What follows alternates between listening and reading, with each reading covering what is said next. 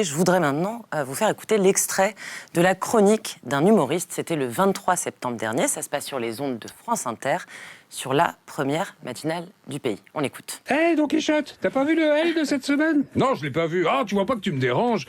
Et comme pour moi, ce magazine est un des meilleurs concentrés de niaiseries racoleuses et pompeuses, je jette un œil, et plus particulièrement sur leur dossier « Adopter les essentiels de l'automne ».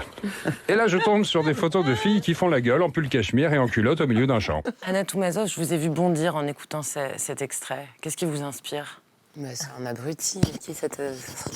Enfin, je veux dire, c'est complètement lunaire. Je trouve que c'est une insulte à l'intelligence, en fait, de venir caricaturer ainsi un magazine qui, déjà, a une portée historique, qui est un magazine qui se vend en beaucoup d'exemplaires.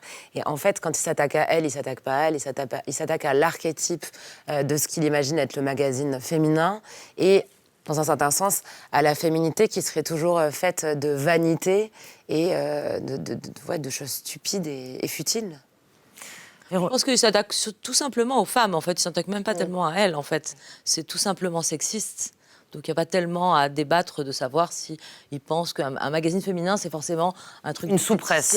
Quoi. Donc bon, voilà, il a une manière de regarder le monde féminin comme étant de toute façon débile.